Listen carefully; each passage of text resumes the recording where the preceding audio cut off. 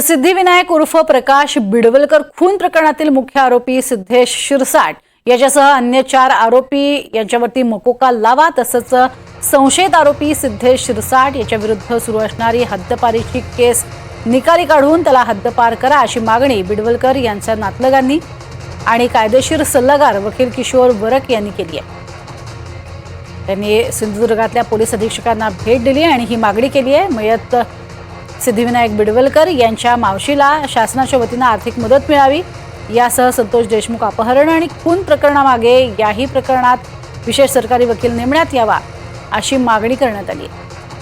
या प्रकरणातील मुख्य आरोपी सिद्धेश शिरसाट याच्यावर कुडाळ आणि निवती पोलीस ठाण्यात अपहरण, खून आणि खुनाचा प्रयत्न यासह मनुष्यवधाचा गुन्हा नोंद आहे।